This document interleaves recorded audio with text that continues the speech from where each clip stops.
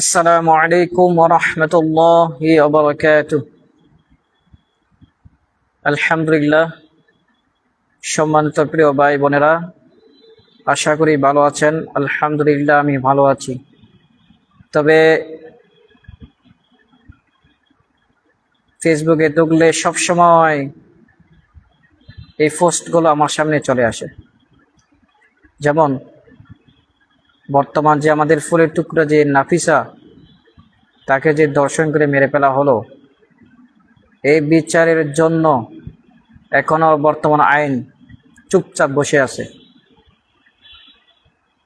আমার এখানে একটা প্রশ্ন করতে চাই, সেটা হচ্ছে, যেমন আমাদের সম্মানিত স্বরাষ্ট্রমন্ত্রী যে বলেছেন, কথা হচ্ছে যে কি বলেছেন, যে আমরা তাকে দিন টেস্ট করার পরে দিন টেস্ট করার পরে পরে শাস্তি যা প্রয়োজন সেটা ব্যবস্থা করা হবে। আচ্ছা, এখন আমার প্রশ্ন হচ্ছে যে স্বরাষ্ট্রমন্ত্রী সাহেব, আমাদের যে বর্তমান নেত্রকোনা যে ঘটনাটা ঘটে গেছে, যেটা 11 বছর বয়সে বাচ্চার মেয়ের যে মাদ্রাসা ছাত্রীর, তার নাকি একটা গর্ভের সন্তান। আচ্ছা, সেই শিক্ষককে সত্য অপবাদ বা মিথ্যা অপবাদ সেটা আল্লাহ একমাত্র আল্লাহ জানেন। তবে আমিও, সে যদি সত্য প্রমাণভাবে যদি হয়, সে যদি অপরাধী হয়, আমি বিচার চাই। বিচার তো বিচার, একেবারে তাকে ফাঁসি, জনসামনে ফাঁসিতে ঝুলানো হোক, আমিও সেটা শাস্তি চাই। তবে হ্যাঁ, এখানে আমার প্রশ্ন হচ্ছে, সে শিক্ষক বারবার বারবার বলেছে যে আমি যদি অপরাধ হয়ে থাকি তবে আমাকে ফাঁসিতে ঝুলান, সমস্যা নাই, কিন্তু আমাকে ডিএনএ টেস্ট করান। ডিএনএ টেস্ট করার পরে যদি আমার প্রমাণ মিলে যে আমি দর্শন করেছি অথবা আমি জোরপূর্বক দর্শন করার চেষ্টা করেছি, তাহলে আমাকে ফাঁসিতে ঝুলান। এই কথা কি বলছে কিনা?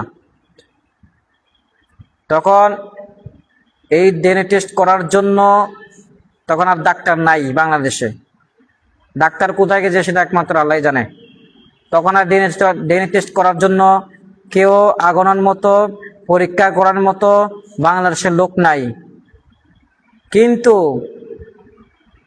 আজ আমার কথা হচ্ছে যে এই যে মেয়েটাকে, যে আমাদের বোন হোক যে হোক, আমাদের ছোট্ট ফুলের টুকরাটাকে যেভাবে দর্শন করার পর যে গলা কেটে আলাদা করা হইলো, মেরে ফেলা হলো, এখন সে নিজে স্বীকারোক্তি নিয়েছে, আমি খুনি করেছি, আমি তাকে মেরে ফেলেছি, আমি দর্শন করেছি।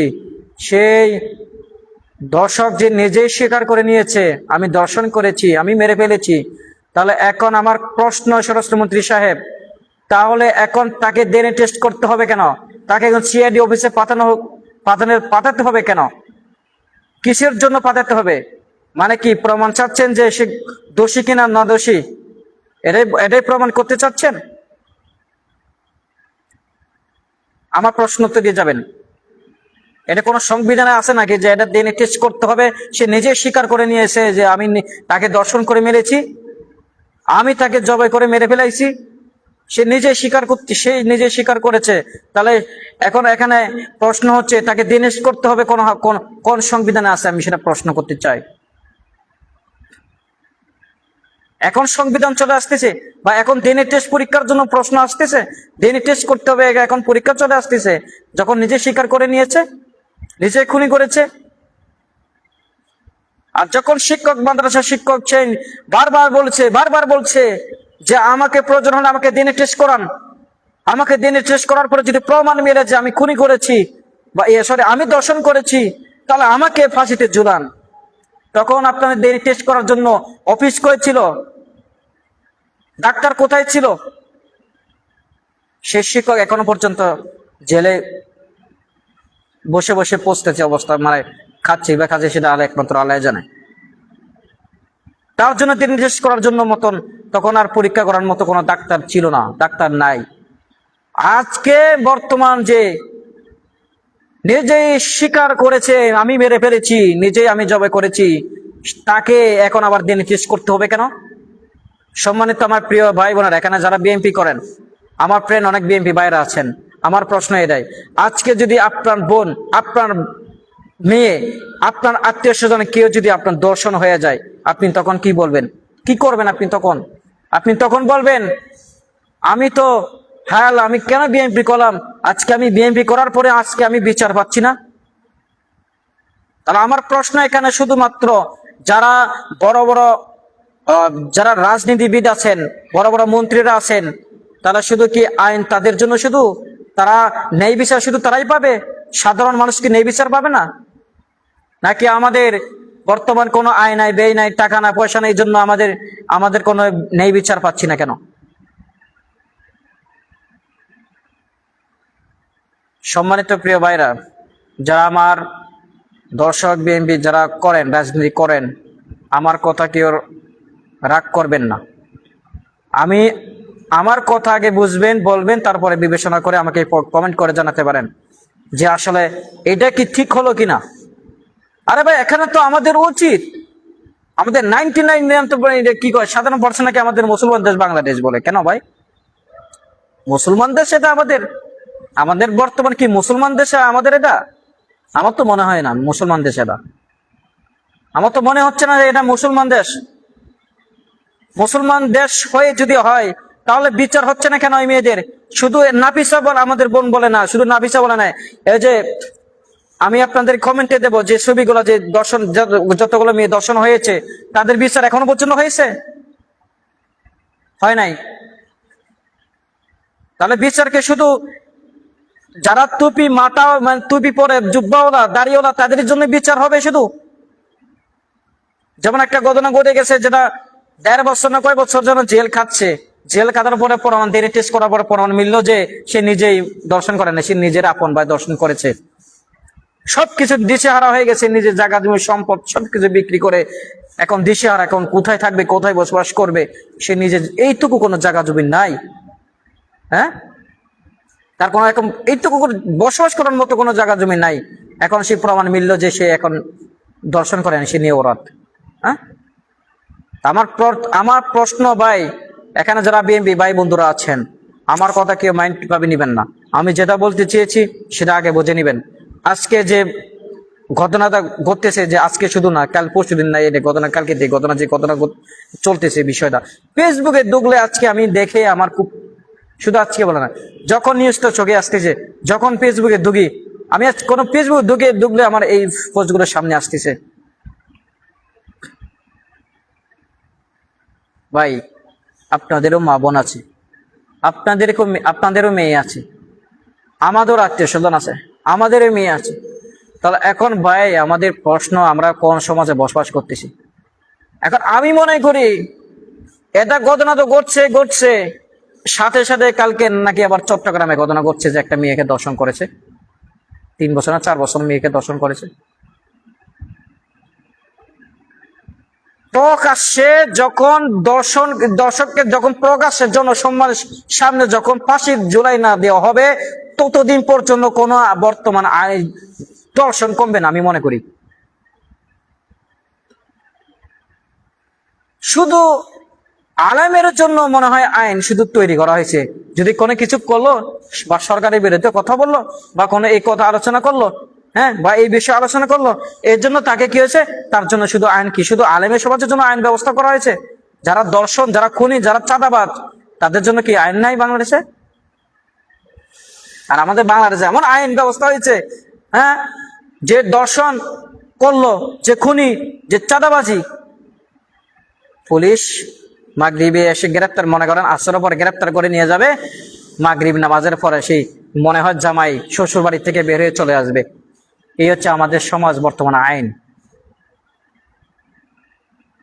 তাহলে এখন যে স্বরাষ্ট্রমন্ত্রী যে প্রশ্ন করলো, যে যে বক্তব্যটা দিল যে তাকে DNA টেস্ট করতে হবে, তাহলে DNA টেস্ট করার কি মানে প্রমাণ চাচ্ছেন যে সে আসলে খুনি করে নেয়, তাই না? এটাই প্রমাণ চাচ্ছেন আপনি, এটাই প্রমাণ চাচ্ছেন। আর কত প্রমাণ দিবেন? আর কত প্রমাণ চান?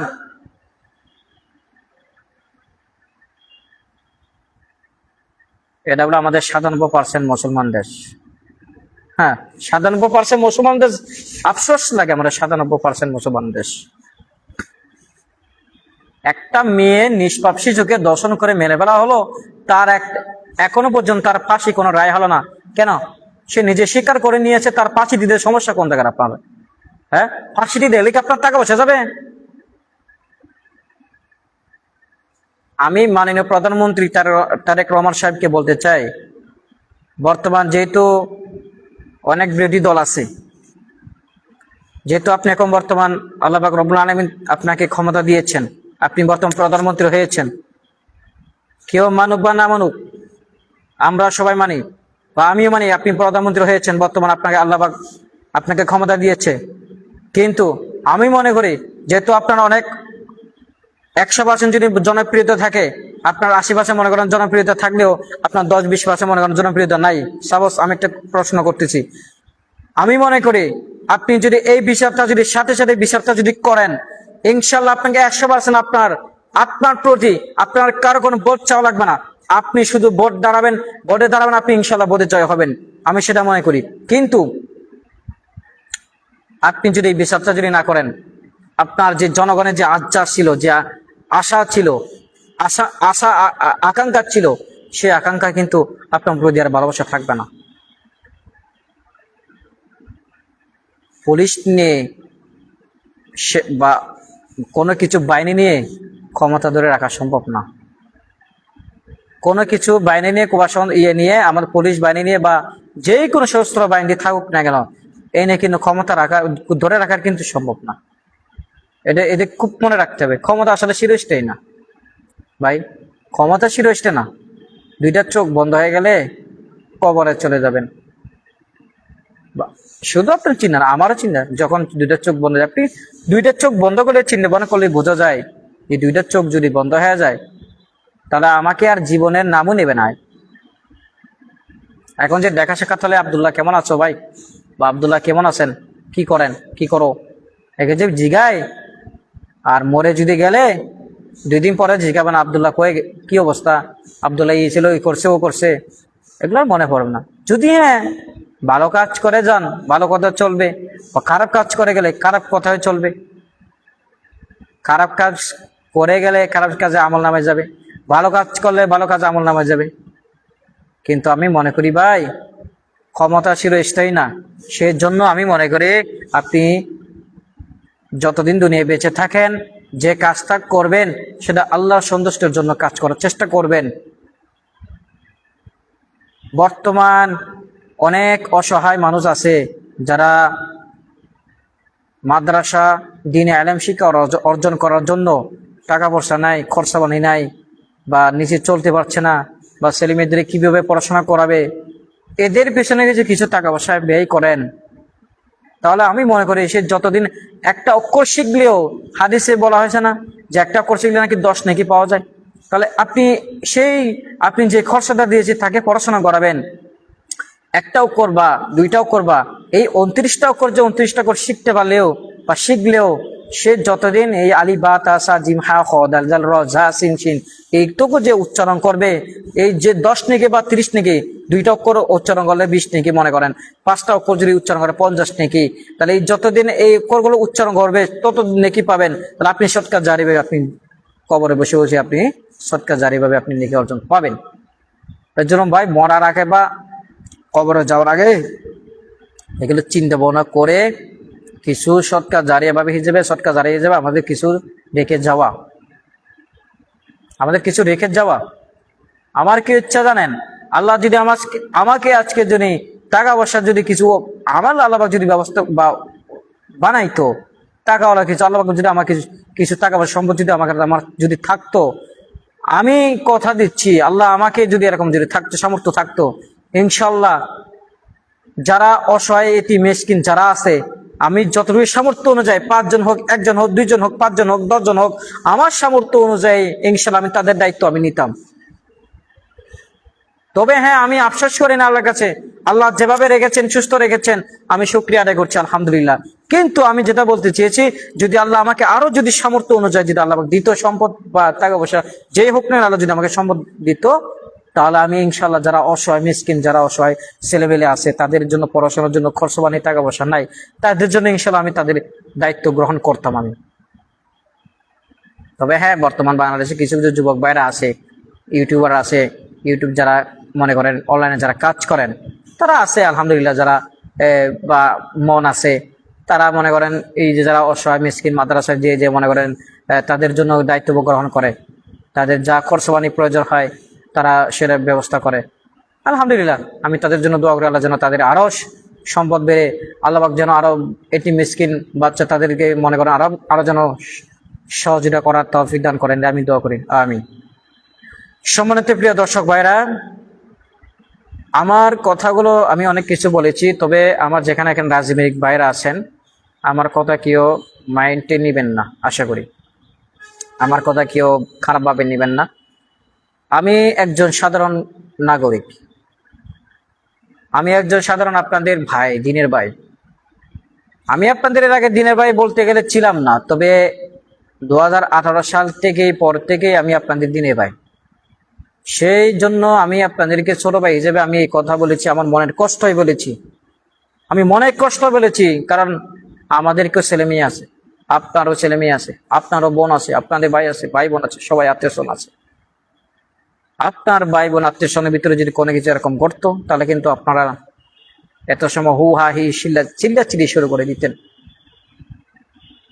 কিন্তু আত্মীয় স্বজন কেউ না, এই যে নাপিচা বোনটা, আত্মীয় স্বজন কেউ না। এই জন্য মনে করেন যারা রাজনীতিবিদরা চুপচাপ আছে। সম্মানিত প্রিয় ভাইরা, আমার কথা বিশেষ করে কেউ কষ্ট নেবেন না। যে হোক না কেন, বাংলাদেশের যে ক্ষমতা আসুক, আমি চাইব যারা দর্শন করে তাদেরকে প্রকাশ্যে ফাঁসিতে ঝুলে দেওয়া হোক। আমি দাবি করি, আমি এটাই বলতে চাই। বাংলাদেশে যদি এইটা যদি না করেন, তাহলে আমি মনে করব বাংলাদেশে কোনো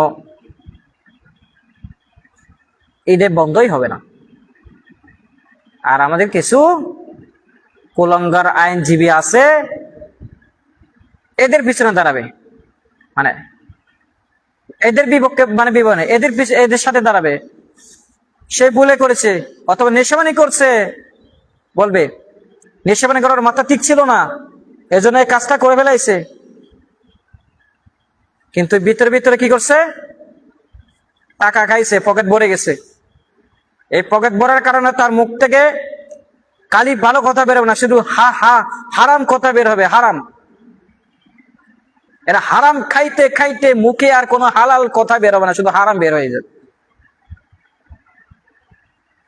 সব আইনজীবীর কথা বলি নেই, আমার একজন আইনজীবী ছিল, যে আইনজীবী বলতে গেলে যেমন আমি, আমার ভাই যে ইসলাম গ্রহণ করেছেন, আমার আপন ভাই, আমার আপন ভাবি, ভাই ব্রাদার সব যারা এই ইসলাম গ্রহণ করেছে, এভিডিও যে কাগজটা করার জন্য বিভিন্ন জায়গা, বিভিন্ন আইনজীবীর সাথে আমার অ্যাডভোকেট যারা আছে সবার সাথে আমার কথা হয়েছে।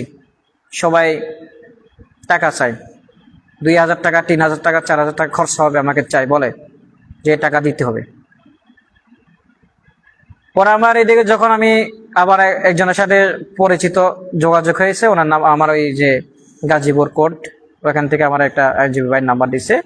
আমি যোগাযোগ সাথে সাথে আমি আজকে মনে করে রাত্রে যোগাযোগ করলাম, আমাকে বলছে কালকে সকালে চলে আসেন।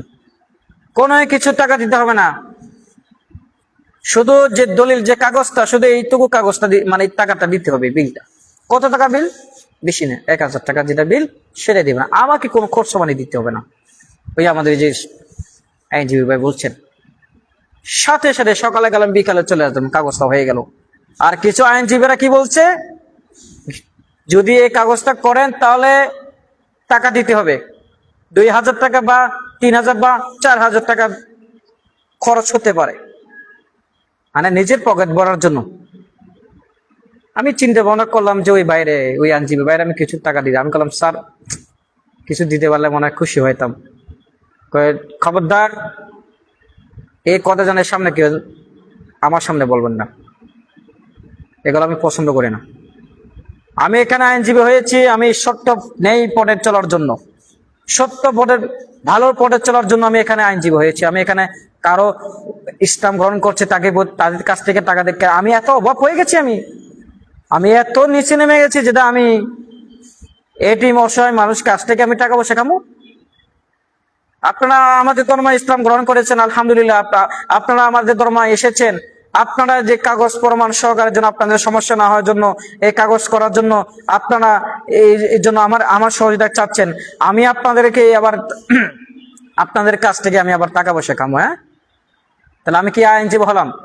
আমার সেদিন যে আমার এতই ভালো লাগলো আমার কথা শুনে, আমি মনে করি মনে বাংলাদেশে এরকম মনে লোক আছে কিনা আল্লাহ ভালো জানে।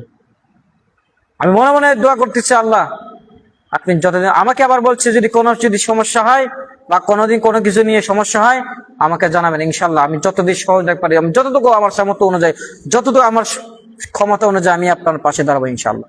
আমাকে বলেছে। তো এইভাবে কে বলে? আপন ভাই বলে? বর্তমানে তো আপন ভাইদের কোনো মিল নাই।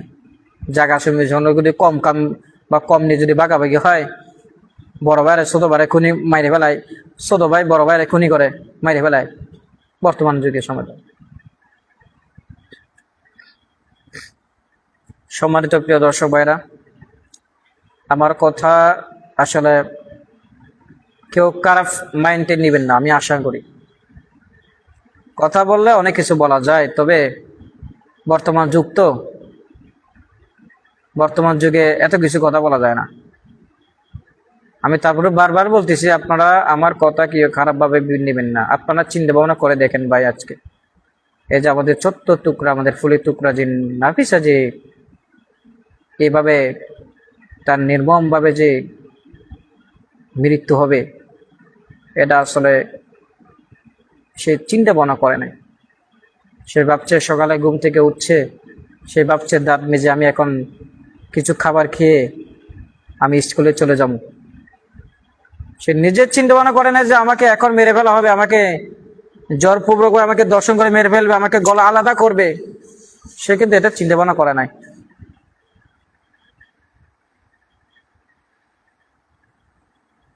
আমাদের বাংলাদেশের সমাজে যে বড় আইনটা এত নিচে নেমে গেছে, এত নিচে নামছে, আসলে আমাদের আইনটা শুধু কি আমাদের শুধু এই যে আলেমের সমাজের জন্য কি আইন তৈরি করা হয়েছে নাকি আমি বুঝতে পারছি না। এই যে একজন আলেম এখনো জেলে পচতেছে, বিক্রমপুরী হুজুর সাহেব, বিক্রমপুরী হুজুর যশোরী, বিক্রমপুরী যশোরী, উনি যে এখন গুম করছে নাকি গুম হয়েছে সেটা একমাত্র আল্লাহ জানেন। ওনার কেউ আর এখন খোঁজ খবর নেয় না। কেন? সে একজন আলেম, যে সে প্রতিবাদ করত, কেউ অপরাধ করলে খারাপ কাজে জড়িত হলে তাদের রুখে দাঁড়াইতো। তার এখন খোঁজ খবর নেওয়ার মতো এখন আর লোক নাই বাংলাদেশে। আমার কিছু কিছু আলেমের সমাজ আর নাই মনে হয় বাংলাদেশে এখন, এখন আর বাংলাদেশে আলেমের মনে হয় নাই। আর আমাদের রাজনীতি এমন পর্যায়ে গেছে, আরে আল্লাহ সবাই হেফাজত করে, এমন পর্যায়ে গেছে আমাদের রাজনীতি একজনকে দেখতে পারে না। সে কি দল করে এই করে, সে কি দল করে এই দল করে, তাহলে এই করা যাবে না, তার সাথে সম্পর্ক করা যাবে না। সে কি দল করে এই দল করে, তাহলে তার সাথে সম্পর্ক করা যাবে। এত রাজনীতি ভাই, এত নিচে নেমে গেছে আমাদের রাজনীতি। হ্যাঁ, ক্ষমতা দেয় এত গুরুত্বপূর্ণ হলো আমাদের সমাজে।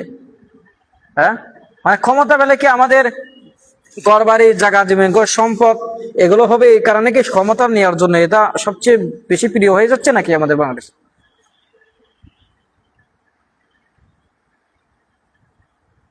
আমি মনে করি যারা বর্তমান সমাজের মানে বর্তমান যারা ক্ষমতা নিয়েছে আলাদা দিছে, বর্তমান সমাজে দায়িত্ববান আছেন,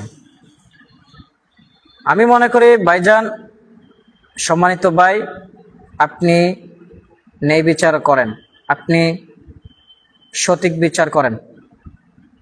আপনাকে মনে করেন 50% মনে করেন আপনাকে জনগণ ভালোবাসত। আপনি যদি একটা ভালো কাজে যদি ভালো কাজ করেন বা ন্যায় বিচার করেন, ভালো কাজ একটা বিচার করেন, তো তবে 50% কেন, আপনাকে 100% উপরে আপনাকে ভালোবাসা দিবে। বা আপনি চেয়ারম্যানের কথা বলে, আপনি যদি চেয়ারম্যান হন, আপনি যদি সঠিক সিদ্ধান্ত নিয়ে যদি আপনি বিচার করেন, এই বছর তো মনে করেন কিছু মনে করেন পায়ে ধরে ধরে বা যেভাবে টাকা দিয়ে মনে করেন আপনি ক্ষমতা নিয়েছেন, বা আপনাকে ভালোবাসতো না, বা আপনি কিছু টাকা পয়সা দিয়ে মনে করেন ক্ষমতা আল্লাহ পাক আপনাকে দিয়েছে, বা আপনি ক্ষমতায় গিয়েছেন। এখন থেকে যদি আপনি সঠিকভাবে যদি আপনি বিচার বা আপনি সঠিক বিচার করেন, তাহলে সামনে বছর না 5 বছর বা 5 বছর আপনাকে আর পা ধরা লাগবে না, এবং কি কারো কাছে যাওয়াও লাগবে না। আমি মনে করি পা ধরা লাগবে না, কারো কাছে যাওয়াও লাগবে না। আপনি শুধু যে অফিসে আছেন অফিসে বসে থেকে আপনি জয় লাভ করবেন। কি করবেন? আপনি এখানে বসে আপনি জয় লাভ করবেন, শুধু আপনি যদি ভালো কাজ করেন। তবে হ্যাঁ, বর্তমান সমাজে ভালো কাজ করলে কেউ লোক দেখতে চায় না। ভালো কাজে কেউ এখন বর্তমান যে ভালো কাজ করে তাকে সরাইতে চায়, তাকে রাখতে চায় না বর্তমান সমাজে। আপনি ভালো কাজ করবেন, আপনার পিছনে আপনার পিছনে দাঁড়ায় গেছে অনেকগুলা। আপনাকে কিভাবে এই পথ থেকে নামানো যায়, আপনাকে কিভাবে নিচে নামানো যায়, অথবা আপনাকে কিভাবে মেরে ফেলানো যায়, এটার আপনার পিছনে মনে করেন সূত্রটা দাঁড়ায় যাবে। তবে বাংলাদেশে এখন ভালো কাজে মনে করেন সমাজে ভালো কাজ বেশি করা যায় না এখন। তো আলহামদুলিল্লাহ, প্রিয় দর্শক ভাইরা, অনেক কথা বললাম। এখানে আসলে ক্যাপশনে লিখেছি যে পবিত্র কোরআন থেকে কিছু কথা তেলাওয়াত করবো এবং কথা বলবো, আলোচনা করব। তো তেলাওয়াত করি নাই, শুধু আলোচনা করে গেছি। তো আলহামদুলিল্লাহ, এখন পবিত্র কোরআন থেকে কিছু তেলাওয়াত করার চেষ্টা করবো ইনশাআল্লাহ।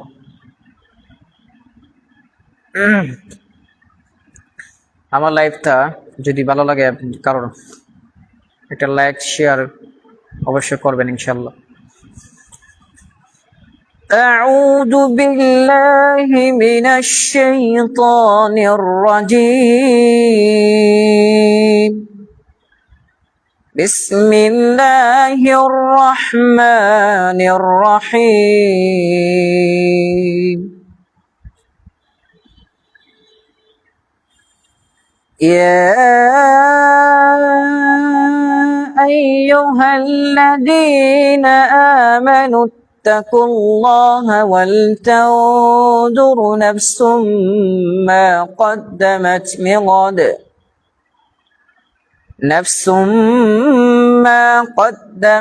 لغد واتقوا الله إن الله خبير بما تعملون.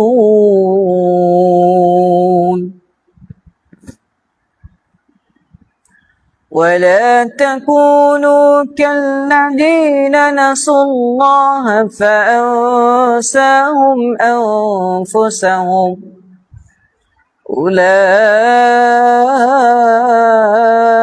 أولئك هم الفاسقون. لا يستوي أصحاب النار وأصحاب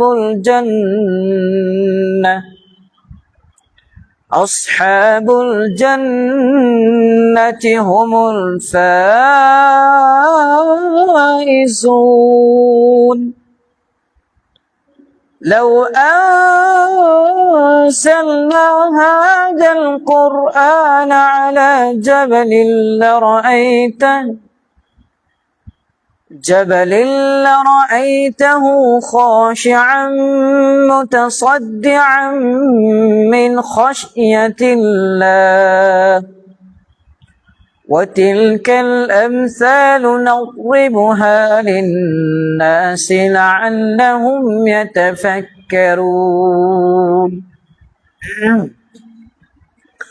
هو الله الذي لا إله إلا هو عالم الغيب والشهادة هو الرحمن الرحيم هو الله الذي لا إله إلا هو الملك القدوس السلام المؤمن المهيمن العزيز الجبار المتكبر سبحان الله عما يشركون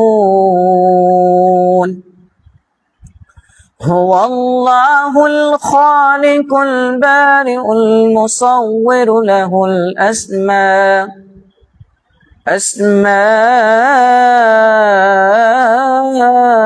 الحسنى يسبح له ما في السماوات والأرض وهو العزيز الحكيم صدق الله العظيم সম্মানিত প্রিয় দর্শক ভাইরা আমি আমার বয়ান এবং বক্তব্য বিষয়টা আমি বারবার বলতেছি আমার বক্তব্যটা কেউ মাইন্ড দিবেন কেউ নেবেন না আমি আপনার দিনে ভাই আপনার ছোট ভাই সে হিসেবে আমাকে আমার বক্তব্যটা সামনে রেখে আপনারা আমাকে ভালোবাসা দেওয়ার চেষ্টা করবেন ইনশাআল্লাহ আর আমার এই যে লাইভটা অবশ্যই শেয়ার করার চেষ্টা করবেন যেহেতু আমি বর্তমানে ফেসবুকে এবং ইউটিউবে কাজ করতেছি একটাই আমার উদ্দেশ্য আমার একটাই উদ্দেশ্য আমি ইউটিউব থেকে অথবা ফেসবুক থেকে যদি কোনো কিছু বা অনলাইন থেকে এইভাবে ইসলামিক বিষয় আলোচনা করে যদি কোনো আয় করতে পারি তাহলে আমি ইনশাআল্লাহ নিয়ত করেছি আল্লাহ রাব্বুল আলামিন আমাকে যেন এই যে যারা অসহায় মিসকিন যারা মাদ্রাসায় তলবি ইলম ছাত্ররা যারা ইলম শিক্ষা অর্জন করার জন্য খরচপাতি ব্যবস্থা নাই অথবা টাকা পয়সা নাই এবং কি মাসিক খরচ দিতে পারে না নিজের পকেট করার ব্যবস্থা করতে পারে না তাদের পাশে দাঁড়ানোর জন্য আমি ইচ্ছা ছিল এবং এমন নিয়ত করেছি যদি আল্লাহ রাব্বুল আলামিন যদি ইউটিউব থেকে অথবা ফেসবুক থেকে যদি কোনো আয় করতে পারি ইসলামিক বিষয় আলোচনা করে অথবা পবিত্র কোরআন থেকে তেলাওয়াত করে যদি আমি কোনো আয় করতে পারি তাহলে ইনশাআল্লাহ আমি তাদের পাশে দাঁড়ানোর জন্য নিয়ত করেছি এই নিয়ত করা আল্লাহ রাব্বুল আলামিন যেন কবুল করে নেন নিয়ত করা ফরজ করেছেন নিজে নিয়ত করেছি আল্লাহ যেন এই মনের আশাটা পূরণ করেন আপনারা আমার পাশে থাকলে ইনশাআল্লাহ মনে করি আমার মনের আশাটা পূরণ করতে পারবো ইনশাআল্লাহ সবাই ভালো থাকবেন সুস্থ থাকবেন আল্লাহ রাব্বুল আলামিন সবাইকে হেফাজত করেন সবাইকে বুঝার তৌফিক দান করেন আল্লাহ দ্বীনের পথে হেফাজত চলার তৌফিক দান করেন যতদিন দুনিয়ায় বেঁচে থাকেন আল্লাহ রাব্বুল আলামিন যেন যা হুকুম করেছেন সে হুকুম অনুযায়ী চলার তৌফিক দান করেন সুবহানা রাব্বিকা রাব্বিল ইজ্জাতি আম্মা ইয়াসিফুন ওয়াসসালামু আলাল মুরসালিন আলহামদুলিল্লাহি রাব্বিল আলামিন